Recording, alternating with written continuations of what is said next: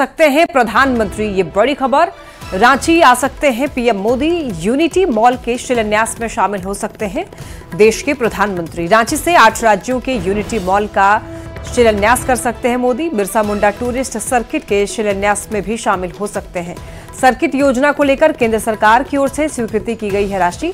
खूंटी जिला प्रशासन योजना के डीपीआर को अंतिम रूप देने में जुटा है। तो यूनिटी मॉल का शिलान्यास कार्यक्रम होना है सितंबर महीने में, और ऐसे में कहा जा रहा है प्रधानमंत्री नरेंद्र मोदी शिलान्यास कार्यक्रम में शामिल होने के लिए झारखंड आ सकते हैं सितंबर के महीने में। तो ये बड़ी खबर, ये बड़ा अपडेट सामने आया है। रांची आ सकते हैं पीएम मोदी। बताते चलें आपको, कुछ ही महीनों में झारखंड में विधानसभा का चुनाव भी होना है, लेकिन उससे पहले आपको बता दें, कहा जा रहा है कि एक मॉल के शिलान्यास कार्यक्रम में प्रधानमंत्री नरेंद्र मोदी शिरकत करने वाले हैं, शामिल होने वाले हैं। रांची से एक बड़ी खबर, सीएम हेमंत सोरेन का पाकुड़ दौरा। 18 अगस्त को पाकुड़ जाएंगे सीएम हेमंत, सरकारी कार्यक्रम में शामिल होंगे, जनसभा को भी संबोधित करने वाले हैं। 18 अगस्त को पाकुड़ जाएंगे मुख्यमंत्री हेमंत सोरेन। तो आपको बताते चलें, स्वतंत्रता दिवस के बाद 18 अगस्त को पाकुड़ जाएंगे सीएम हेमंत सोरेन। सरकारी कार्यक्रम में शामिल होने के लिए जाएंगे, जनसभा को भी वहां पर संबोधित करेंगे मुख्यमंत्री हेमंत सोरेन।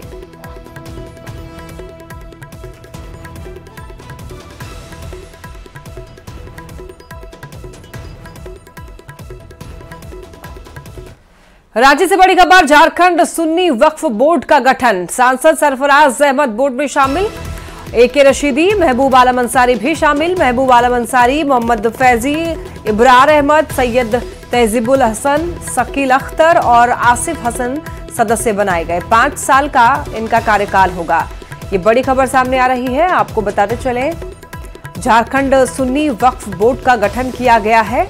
सांसद सरफराज अहमद बोर्ड में शामिल होंगे। आपको बता दें कि एके रशीदी, महबूब आलम अंसारी भी शामिल होंगे। महबूब आलम अंसारी, मोहम्मद फैजी, इब्रार अहमद, सैयद तहजीबुल हसन, शकील अख्तर और आसिफ हसन सदस्य बनाए गए हैं। 5 साल का इनका कार्यकाल होगा, माफ कीजिएगा। आपको बताते चलें कि ये जो वक्फ बोर्ड है, दान में दिए गए संपत्तियों का ब्यौरा रखता है, सारी जानकारी इनके पास उपलब्ध रहती है। तो ये बोर्ड जो है, इस बोर्ड का 5 साल का कार्यकाल होगा, और इसमें ये जो नाम सामने आ रहे हैं वो सदस्य होंगे सुन्नी वक्फ बोर्ड के।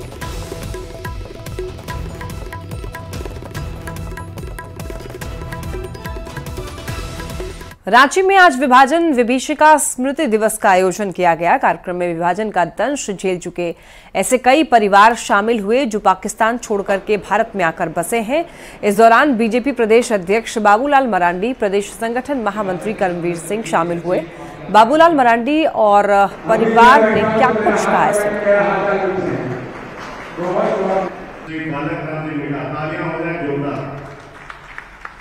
लेकिन मैं ये कहूँगी, किताबों को तो पढ़ा ही है, सुना भी है, लेकिन उसके साथ साथ वर्तमान परिस्थितियों में भी देखते हैं तो वो देश के विभाजन के विभीषिका कुछ समाप्त नहीं हुई है।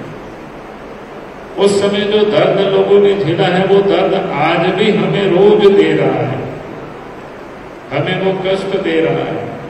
अगल बगल गाँव में लाशों का ढेर लग चुका था, लेकिन हमारे गाँव में 2-3 आदमी मरे थे रात को गोली से। हम लोग सब एक जगह गुरुद्वारा में इकट्ठे हो गए। मिलिट्री ऑफिसर आया, उसने हम लोगों को बचाने का पूरा बचाया और हम लोग को गाड़ी तक ले गए। हम लोग ट्रेन में चढ़े, फिर दिल्ली आए, दिल्ली से हम भिवानी गए। बस यही हम लोग का है। हम लोग पाकिस्तान से जब चले और हम लोग को कैंप में इकट्ठा कर दिया और रात भर गोलियां चलती रही। समझे ना, इसमें कोई झूठ नहीं है। और सवेरे जब उठे विद के रिमल के लिए, और लाशों के ऊपर से हम गए हैं और लाशों से ऊपर से आए हैं। रांची से एक बड़ी खबर, शिक्षा मंत्री की पारा शिक्षक से बात। 10 सदस्यीय शिक्षक की मंत्री के साथ बैठक। वेतनमान, राज्यकर्मी का दर्जा सहित कई मांगों को लेकर के बैठक हुई। प्रदेश में करीब 60,000 पारा शिक्षक कार्यरत हैं। बैठक में विधायक सुदीप सोनू, नमन विक्सल कोंगाड़ी, शिक्षा सचिव उमाशंकर सिंह, जेईपीसी निदेशक आदित्य रंजन सहित अन्य अधिकारी मौजूद।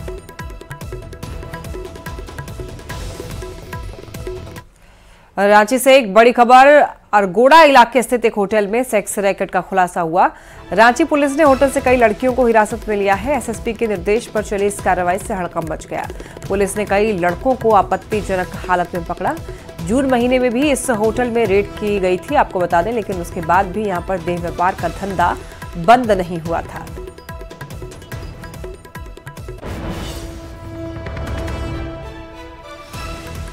एक होटल में सेक्स रैकेट का खुलासा हुआ है, आपको बताते चले। पुलिस ने 6 लड़कियों को और 2 लड़कों को इस होटल से पकड़ा है, हिरासत में लिया है। होटल में ये धंधा चलाया जा रहा था। बता दें आपको, जून में भी होटल में रेड पड़ी थी और ऐसी खबरें इस होटल से लगातार आती रहती हैं। आपको बता दें कि 3 महीने में ये दूसरी बार इस होटल पर कार्रवाई की गई है। अभी फिलहाल ताजा मामला ये है, 6 लड़कियां बरामद की गई हैं, 2 लड़के भी वहां से हिरासत में लिए गए हैं। दुमका के पुलिस लाइन मैदान से झारखंड के राज्यपाल संतोष गंगवार झंडा फहराएंगे। कार्यक्रम को लेकर तैयारी पूरी कर ली गई है। राज्यपाल बनने के बाद संतोष गंगवार पहली बार दुमका पहुंचेंगे। क्या है झंडोत्तोलन की तैयारी, बता रहे हैं न्यूज 18 संवाददाता नीतीश कुमार। झारखंड के उपराजधानी दुमका के पुलिस लाइन मैदान से कल राज्यपाल संतोष कुमार गंगवार 78वें स्वतंत्रता दिवस पर झंडोत्तोलन करेंगे। यह उनका इस बार झारखंड राज्यपाल बनने के बाद जो है वो दुमका का ये पहला दौरा होगा, जब वो दुमका पहुंचेंगे और कल 78वें स्वतंत्रता दिवस के मौके पर दुमका के पुलिस लाइन मैदान से वो झंडोत्तोलन करेंगे और फिर राज्य को संबोधित करेंगे। आपको दुमका के पुलिस लाइन मैदान से हम तस्वीरें दिखा रहे हैं। ये अंतिम चरणों पर जो तैयारियां हैं वो पूरी कर ली गई हैं। जो भी अतिथि यहाँ पर पहुँचेंगे उनके बैठने के लिए जगह बनाई गई है। दर्शक दीघा है, जहाँ पर जो लोग हैं, जो सुबह का वक्त जब लोग पहुँचते हैं तो उनके बैठने के लिए भी जगह बनाई गई है। अंतिम चरणों पर तैयारियां पूरी कर ली गई है। आपको बता दें कि राज्यपाल आज दुमका देर शाम तक पहुंचेंगे, फिर कल यहाँ पर वो पुलिस लाइन मैदान से झंडोत्तोलन करेंगे और फिर राज्य को संबोधित करेंगे। आपको बता दें कि राज्यपाल का यह पहला दौरा होगा। झारखंड के राज्यपाल बनने के बाद संतोष कुमार गंगवार का यह पहला दौरा होगा, जब वो दुमका पहुंचेंगे और कल फिर पुलिस लाइन मैदान से स्वतंत्रता दिवस के मौके पर झंडोत्तोलन करेंगे। नीतीश कुमार, न्यूज़ 18 दुमका।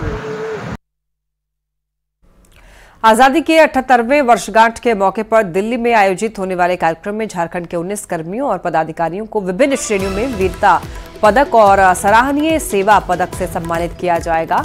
गढ़वा के एसपी दीपक कुमार पांडे समेत 7 लोगों को वीरता पदक से नवाजा जाएगा, तो वहीं 11 पुलिसकर्मियों को सराहनीय सेवा पदक से सम्मानित किया जाएगा, जबकि फायर विभाग के एक कर्मी प्यारेलाल टिम्बवार को भी वीरता पदक से सम्मानित किया जाएगा। बता दें आपको, इतिहास में पहली बार फायर सर्विस में पदस्थापित कर्मियों को सम्मानित किया जाएगा।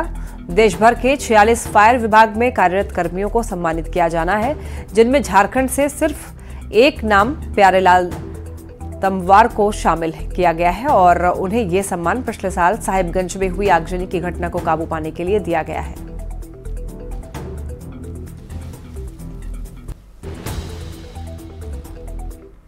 गढ़वा जिले के एसपी दीपक पांडे को राष्ट्रपति वीरता पुरस्कार से नवाजा जाएगा। गृह मंत्रालय ने एसपी दीपक पांडे को उनके बेहतर कार्य के लिए सम्मान दिया है। दरअसल एसपी दीपक पांडे ने साल 2022 में भाकपा माओवादियों के साथ हुई मुठभेड़ में उद्दम्य साहस दिखाया था और उनके नेतृत्व में भाकपा माओवादी नक्सली रविंद्र गांजू के करीबी दोस्त सब जोनल कमांडर चंद्रभान को मार गिराया था। साथ ही दूसरे सब जोनल कमांडर गोविंद ब्रिजिया को गिरफ्तार कर लिया था और इस दौरान पुलिस ने भारी मात्रा में विस्फोटक और हथियार बरामद किए थे। तब एसपी दीपक पांडे लोहरदगा में तैनात थे। राष्ट्रपति का गैलेंट्री अवार्ड मिलना किसी भी पुलिसकर्मी और पुलिस पदाधिकारी के लिए बहुत गौरव का क्षण होता है और ये अवार्ड जब मैं 2022 में लोहरदगा जिला में एडिशनल एसपी ऑपरेशन के रूप में पदस्थापित था, उसमें 29 दिसंबर को एक सूचना प्राप्त हुई थी कि माओवादी का जो रविंदर गंजू है रीजनल कमेटी मेंबर, उसका दस्ता आया हुआ है बगड़ू थाना अंदर।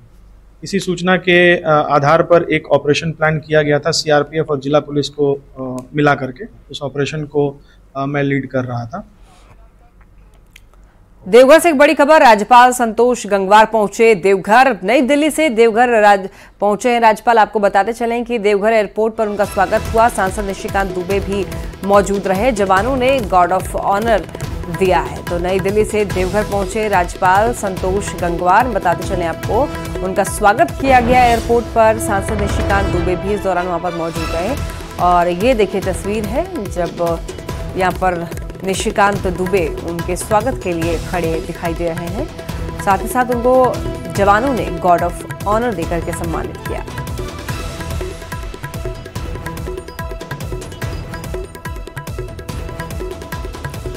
गढ़वा के बूढ़ा पहाड़ पर सीआरपीएफ 172 बटालियन ने तिरंगा यात्रा निकाली। आपको बता दें कि भारी संख्या में जवानों और ग्रामीणों ने तिरंगा लहराया और भारत माता की जय के नारे लगाए।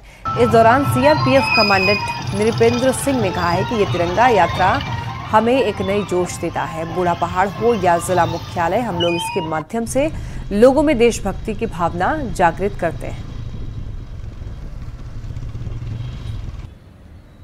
इसका मुख्य उद्देश्य है लोगों के बीच राष्ट्रीयता जगाना तथा राष्ट्रभक्ति की भावना को पैदा करना। आपको मालूम है कि गढ़वा जिले में हमारी तैनाती विभिन्न दूर दराजों के इलाकों में है।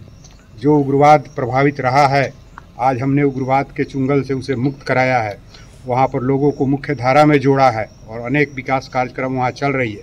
वहाँ पर जो हमारी कंपनियाँ तैनात है वो विभिन्न इलाकों में जा कर के दूर दराज इलाकों में तिरंगा यात्रा निकाल रही है। प्रधानमंत्री मोदी के हर घर तिरंगा अभियान के तहत बोकारो में तिरंगा यात्रा निकाली गई। डीआईजी की अगुवाई में सीआईएसएफ यूनिट ऑफिस से तिरंगा यात्रा निकाली गई और बोकारो स्टील के मेन के पास तिरंगा अभियान का समापन हुआ। यात्रा में जवानों ने जमकर देशभक्ति का नारा लगाया। इस दौरान डीआईजी ने कहा कि तिरंगा अभियान का मकसद लोगों के मन में राष्ट्रभक्ति को जगाना है। इस साल से ही ये अभियान चल रहा है। हर घर तिरंगा का मतलब यह है कि सबों में देश प्रेम के प्रति भावना जागृत की जाए और हर व्यक्ति को, सिविलियन है, गांव वाले हैं, सबों में अपने देश के प्रति प्यार और देश के प्रति निष्ठा जागृत हो। और इसी भावना हमारे आज़ादी के 75 साल जब पूरे हो रहे थे, उसी समय अमृतकाल डिक्लेयर किया गया और आज़ादी के 75वें महोत्सव के बाद से ये सारे कार्यक्रम शुरू किए गए हैं। धनबाद में हर घर तिरंगा अभियान के तहत सीआरपीएफ के साथ पुलिस ने तिरंगा के साथ बाइक रैली निकाली है।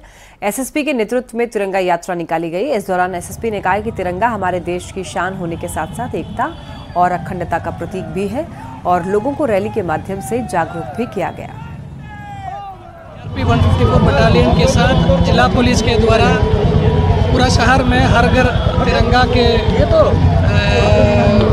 चलते हम लोग एक अभियान निकाला है। बाइक के माध्यम से हम लोग पूरा शहर भ्रमण किया है। इसका मेन उद्देश्य यही है कि तिरंगा हमारा नेशनल फ्लैग होने के साथ साथ ये हमारा पूर्वजों के द्वारा किया गया त्याग, समर्पण एवं संघर्ष का प्रतीक होता है। बारिश के पूर्वानुमान को देखते हुए तेनुघाट डैम के गेट खोलने की तैयारी शुरू हो गई है। लगातार हो रही बारिश की वजह से पहले से ही डैम का 4 गेट खुला हुआ है और आज एक और गेट की खोलने की बात की जा रही है। 4 रेडियल गेट खुल जाने से तेनुघाट डैम का जलस्तर 850 फीट हो गया है। ज्यादा जानकारी दे रहे हैं न्यूज 18 संवाददाता मृत्युंजय कुमार।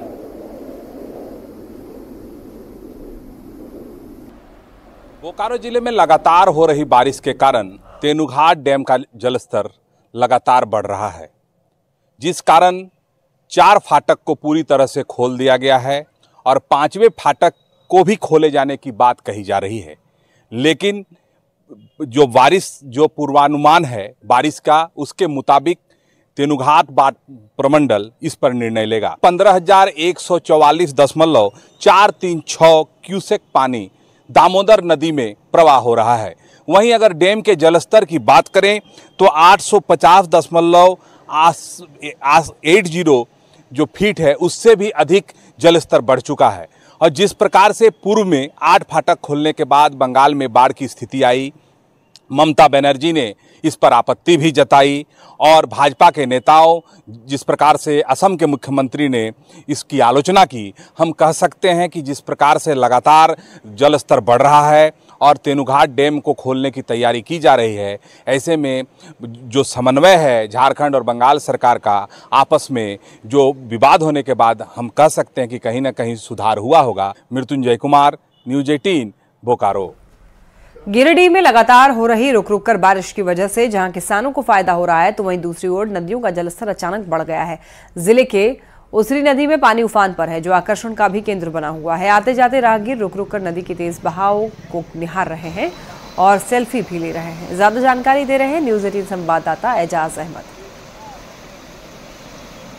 जिले में लगातार हो रही झमाझम बारिश की वजह से नदियां उफान पर है और नदियों का जलस्तर भी बढ़ गया है। आपको दिखा रहे हैं तस्वीर, ये गिरिडीह की उसरी नदी का है और काफ़ी दिनों के बाद ये प्रचंड जो आपको जलस्तर बढ़ता हुआ दिखाई दे रहा है, ये एक सेंटर ऑफ अट्रैक्शन भी बना हुआ है, क्योंकि काफ़ी दिनों के बाद, काफ़ी महीनों के बाद इस तरह उछाल जो जल स्तर में हुआ है नदियों में, तो पानी आप साफ देख सकते हैं किस तरह से तरंगें उफान पर हैं, नदियां उफान पर है। और लगातार गिरिडीह जिले में हो रही बारिश की वजह से एक और जहां गर्मी से राहत किसानों को मिली, लोगों को मिली है, वहीं किसानों को भी फायदा हुआ है, क्योंकि किसान भी खेती बाड़ी बढ़िया से कर पा रहे हैं। बारिश अच्छी से हुई है, इसलिए वो 2-3 दिन पहले मैं इधर से गुजर रहा था तो बारिश नहीं हुई थी, सूखा हुआ था। और बारिश पानी अच्छा लग रहा है देखने में, वही देख रहा हूँ। अच्छा लग रहा है ना? अच्छा लग रहा है। आपका क्या नाम है भाई? विकास अजराव। क्या कुछ कहना चाहेंगे? ये अच्छा लग रहा है? हाँ, अच्छा तो लग रहा है। यही कहना चाहूँगा, 2-3 दिन पहले गए थे, एकदम सूखा पड़ा था नदी, और ये भी देखे एकदम बारिश से जल थल भरा हुआ है। सेल्फी वगैरह भी ले तो इसलिए हम लोग रुक के थोड़ा सेल्फी वगैरह लेने लगा। अच्छा लग रहा है? अच्छा लगा। खूब लुत्फ उठा रहे हैं और जो राहगीर हैं आने जाने वाले रुककर इस नदी का जो लगातार जलस्तर बढ़ा है उसका दृश्य का, मनोरम दृश्य का लुत्फ उठा रहे हैं। गिरिडीह से न्यूज़ 18 के लिए मैं एजाज अहमद।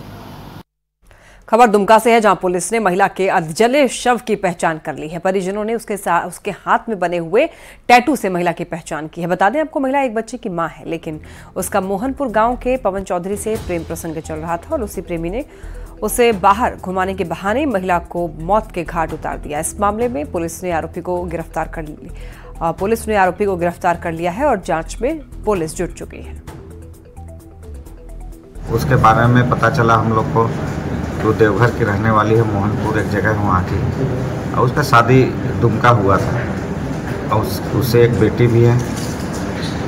इसी क्रम में उसका गांव जहाँ मायके था वहीं का एक रहने वाला लड़का के साथ उसका दोस्ती था, संबंध था, और वो उस पर लगातार शादी करने के लिए दबाव बना रही थी और लड़का उससे शादी करना नहीं चाह रहा था, जिसके कारण उसकी हत्या की। उसने अपने संलिप्तता उसमें स्वीकार किया है। पवन चौधरी मारा था, 5 यहाँ से 4 तारीख से लेगा इसको और 5 तारीख के दोपहर में बचा दिया। 6 तारीख को इसको मतलब लिख के भेजे कागज में। कहाँ भी बॉडी हॉस्पिटल है, पता ना? झाड़ी में। अरे नाम तो जीत कोई मोबाइल में चला, फोटो भेजा। अब फुदला पल्ला के यहाँ से दुमका से निकाल के ले गया है, मोबाइल में भेज दिया है फुल कुमारी। बोला है चलो हम शादी करेंगे, कोर्ट से शादी करेंगे तुमको। पवन चौधरी। गोड्डा के ललमटिया थाना क्षेत्र के एक गांव में युवती को शादी का झांसा देकर के यौन शोषण का मामला सामने आया है। युवती गर्भवती हो गई तो युवक ने युवती पर गर्भपात करने का भी दबाव बनाया। आरोपी युवक का नाम शशि प्रकाश मालतो है। यौन शोषण की शिकार युवती का जब तीसरी बार गर्भपात कराया गया तो युवती की हालत बिगड़ गई। बिगड़ती हालत को देख युवती के माता पिता ने युवक को इलाज के लिए कहा तो युवक ने भर्ती कराना तो दूर, शादी करने से भी इनकार कर दिया। युवती ने बताया कि युवक से बीते 5 सालों से प्रेम संबंध था। युवती के माता पिता ने थाने में यौन उत्पीड़न का मामला दर्ज करवाया है। हजारीबाग के इंदिरा गांधी बालिका विद्यालय में शुद्ध भोजन छात्रों को नहीं मिलने पर जांच के लिए एक टीम पहुंची। जांच के दौरान फूड इंस्पेक्टर की टीम और चिकित्सा पदाधिकारी भी मौजूद रहे। जांच के दौरान यह पाया गया कि रसोई घर में साफ सफाई नहीं है और इस दौरान अपर मुख्य चिकित्सा पदाधिकारी ने कहा कि विद्यालय में साफ सफाई की बहुत कमी है। उन्होंने ये भी कहा है कि किचन में सब कुछ और साफ और साफ सुथरा करने का भी निर्देश दिया गया है। सैनिटेशन का प्रॉब्लम है, जो है जितना इन लोगों को साफ सफाई मेंटेन रखना है, वो किचन जो है उतना साफ सफाई वाले नहीं है। बर्तन धोने का एरिया भी उतना जो है सैनिटेटेड नहीं है। आपका जो है खाना वाना वगैरह भी बन रहा है, जो एरिया है जहाँ खाना खा रही हैं, जहाँ पे खाना बन रहा है, वो सब जो है खाना को ढक के रखना है इन लोगों को। खुले में हम जो चेक किए वो देखे तेल वगैरह खुला हुआ है। यहाँ रुक रहे एक छोटे से ब्रेक के लिए, जल्द लौटते हैं।